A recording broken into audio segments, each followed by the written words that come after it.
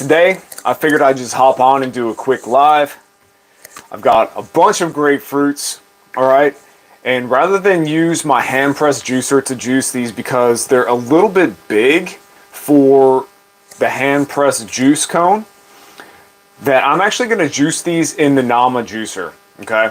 And another cool thing about juicing them in the Nama juicer is you're extracting the juice not only from like the flesh of the grapefruit, but you're also getting it out of all of the seeds inside, as well as what is called the pith. And that's just like the white stuff inside the grapefruit, guys. So I'm gonna show you how I chop these and get them ready for juicing.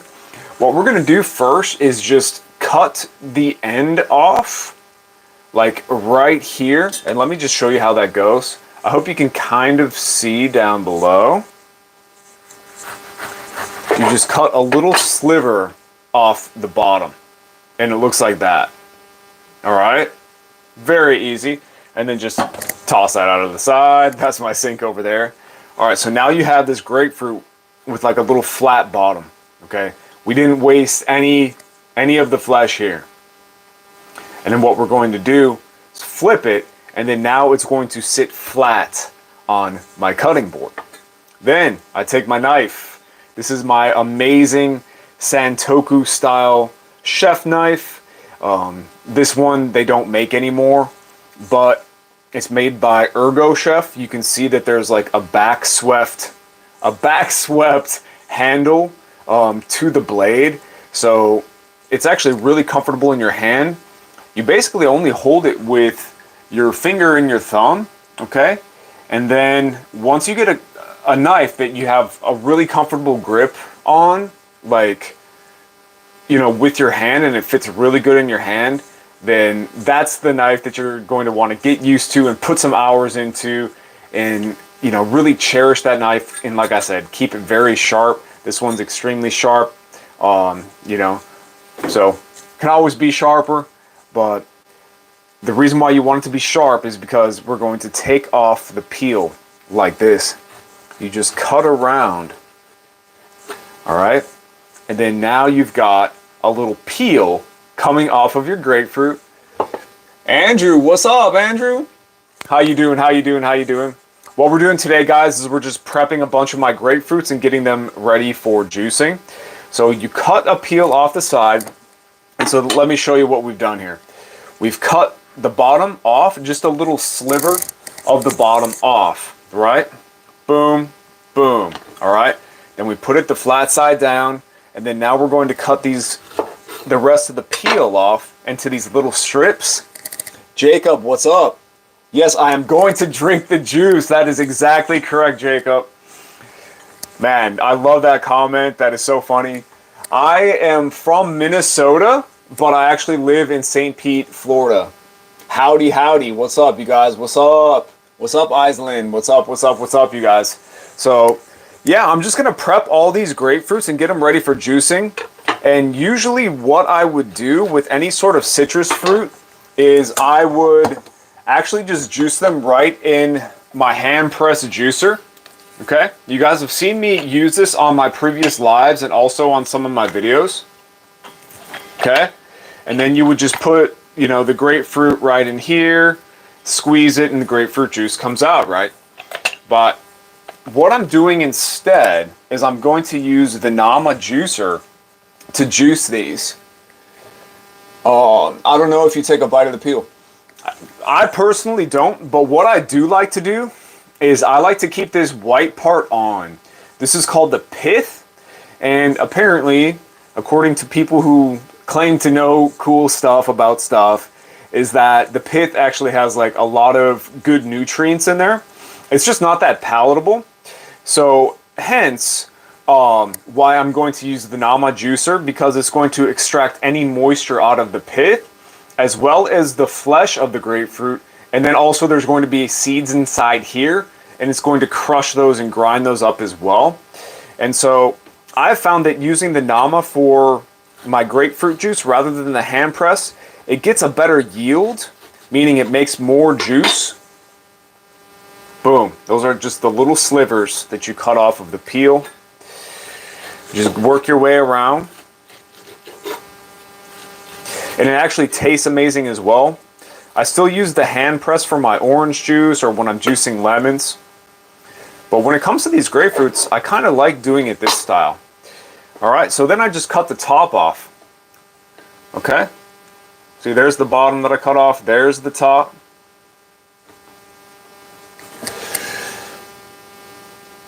Oh, thank you. Oh, you'll donate if I take a bite of the peel? Okay. Okay. It's definitely citrusy and bitter. I mean, you could eat it. I'm not going to eat it because I'm on a juice fast right now. And this is actually day 26 of my juice fast, you guys. I'm getting kind of shredded. What do you think? How's it going? Not too bad, right? I've already lost like 18 pounds, 17, 18 pounds, depending. And what's really cool is my weight is actually stabilizing. So that tells me that I'm not losing too much muscle mass. You know, if you hear people talking about like, hey, what's up? What's up, Frankie, Robert, Joe? What's up? What's up? What's up? Islin, appreciate you, appreciate you. You know, people are going to say that, oh, you can go a juice fast forever and you're never going to lose any muscle and da-da-da-da-da. But guys, if you're, that might be true for like some special people, but if you're not all the way cleaned out and you haven't done like a couple fasts and some fasting and you still got some toxins in your body and haven't detoxed a lot, then you're going to go through some sort of detox symptoms during your fast, and sometimes it's not very comfortable. Sometimes you have a lot of energy and sometimes you have zero energy. Like I just came to do this live off of like recharging my batteries, just sitting on the couch watching YouTube because I was, you know, I had a lull in my energy. And what I've learned is that lull in energy usually precedes when you start to eliminate more toxins, and then you'll feel really good again. All right. So I just have my grapefruit. I have it all skinned. And then now I have these pieces. Okay. Then I'm just going to toss that into my bowl. Boom, boom, boom. Monkey nipples. What's up? I love that. I love that. It is true. We are nothing but mammals, at least on our physical level. And the closest relative of a human, if somebody knows it, go ahead and put it in the comments. But I think we know. It's chimpanzees, guys. Chimps, bonobos, orangutans, and gorillas. And all of those primate species that share about 99% of our DNA, they are going to be a frugivorous species, meaning they eat primarily fruits, vegetables, nuts, and seeds. All raw, of course. No animals cook their food. Your digestive system actually kind of cooks your food as it goes through. But still, even though we have those physiological characteristics that we share with the great apes, we try to eat like a bear or a pig or a dog. Or some of us try to eat like a horse or a cow. Okay? It's kind of ridiculous, guys. Now, I'm not saying that there's anything wrong with that. I don't judge that. I did that for a number of years myself. You know, before coming into this, you know, sort of like the quote-unquote raw food diet, even though it's not a diet because, as I just described, guys, it's how our bodies physiologically evolved to be what they are. All right? So, all right, starting to build a little stockpile. And then with my peels, I'm just going to put those off to the side in a different bowl. One of my former relationships and one of the biggest influences in my life, you know, really taught me how to clean up as you go when you're prepping stuff and how to be really organized. And that's really what kind of got me into like getting really nerdy about cooking. But I've been prepping my own food, cooking for me and my sisters, since my parents worked and stuff a lot, you know, since I was a kid, basically learning from my mom, grandma, aunts, and it's a pleasure to prepare food for people, and it's fun, you know. I'm usually either like meditating or listening to a podcast or just doing one of these lives lately, when I'm prepping my food. And it's just such a joy because as you're preparing the food, you can find that you're naturally not in a stressful mood whatsoever.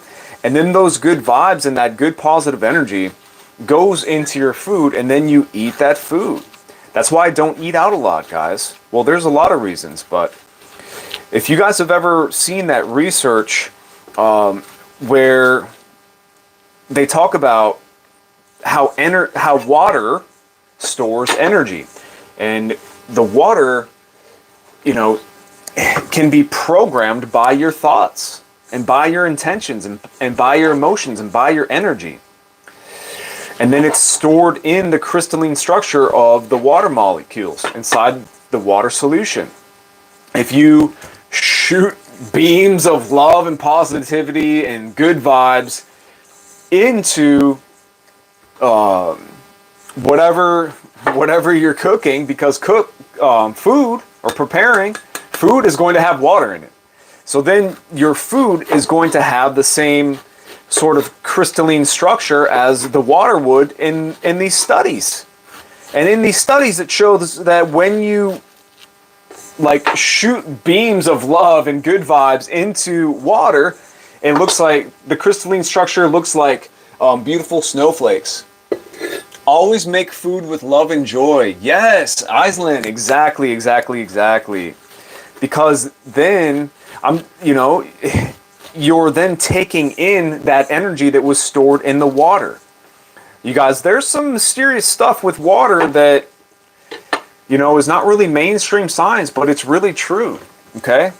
You go and eat out, and who knows what some of these people are going through. This is a hard reality, for a lot of people, all right? And it's hard to always prepare your food with really good joy and love. And so sometimes these people are in a rush, they're under stressed, or they're under stress, and then you're eating that stuff, you guys. You're eating that food that was prepared with that rush energy or that frantic energy or the stress energy or whatever they're going through. And they're just at work trying to make money. Chances are they probably don't want to be there, most people that are working at a restaurant or whatever. So it's just like, what? The best thing I can teach you, and what I've always encouraged my clients to do when I was doing personal training and teaching yoga for several years, many years. I've taught thousands of students. I would say that learning how to prepare your food, okay, is the number one life skill that you can learn. It starts there, okay? The number one aspect of your health that's most easily under your control is going to be what you put into your mouth, what you eat and what you drink, okay? Arguably air and sleep and your water quality, those are right up there with how important they are on your health. But as far as what you can control the most is you can control what you eat, guys. All right, and I don't care if that consists of marshmallows and sprinkles and donuts and cheeseburgers or whatever you want, okay? But just know, if you take one thing away, it's going to be better if you choose the ingredients, choose the healthiest, most high quality ingredients as possible, and then prepare it yourself while you're putting joy and good love and good vibes into the food. Then you eat that food, and there's some sort of synergistic magic that happens there, because that's what we were designed to do. We were designed to procure our own food and then eat it. I don't know if you guys have ever had the pleasure of foraging your own food. I live in Florida, and sometimes I'll pull over on the side of the road if I see a coconut tree, and I'll see if I can get the coconuts out if it's not too tall for me, or if I have my kayak paddle and I can kind of, get at them. And then you eat that coconut, you drink the water out of the coconut. There's just something special and magical about that, guys. Or if you ever have found wild greens, or I found a couple moringa trees near to me, and I'll take the moringa leaves and I'll put it in my green juices. Super, super healthy. I put it on my story the other day and people loved it. Which, by the way, my Instagram is just my name as well. It's Blake Herrick _, so you guys can follow me there and you can see more of like this cooking sort of stuff that I do, as well as here on my lives and some of my shorts. But I get more into like the philosophical side of things and the coaching side of things, mindset stuff when it comes to what you eat on like the main videos on my channel. So make sure you check those out too, if you guys like this sort of stuff. But my main message to you guys is to take power and take dominion over what you're putting in your mouth. It's an exercise of self-control and self-love. And I heard a really cool dude who's basically in the same space, the raw food type of, DIY, feeding yourself sort of movement. And he was saying that when you do healthy things for your body, like prepare your own food, prepare your food with love and joy, and then your body and your, whatever you want to call it, your soul, your mind, your consciousness, your emotions, it responds positively. There's a positive feedback loop involved because your body knows that you're doing something good for it. All right. And that happens at more of like a subconscious level. His name is Dr. Bobby Price, and he rips the views. He gets so many views, you guys. So definitely check out his channel as well. I endorse his channel. He's more of like a high raw dude, but he is vegan. He's athletic dude, big, strong guy, and people are often perplexed as to how he's, so lean and big and, without eating animal products. And it all kind of boils down to this insidious myth that we have been fed about protein, guys. Yeah, it's good to get your protein. It's good to drink your green drinks. It's good to, sprout some superfoods like alfalfa, wheatgrass. You can sprout lentils. I love lentils. Sprout them. Make sure that it reduces the it's like the phytic acids and the oxalates, and your food it goes from being dormant to being alive when you sprout them. And then you're eating that living food, whether you make a paste out of it or like a hummus, or a dip, or you just put them in your salads. It is good to get, enough protein. But protein, remember, is made up of what? That's right, it's made up of amino acids, okay? Amino acids are the building blocks of protein. We probably learned that when we were like in middle school, chemistry, or life science or whatever it was. Okay, so in order to use protein, the body has to use its enzymes to break the protein back down into amino acids. When you're eating plant foods, the protein is already in the form of amino acids. And that, in that sense, you have to use less enzymes to digest it, and it's much more readily available.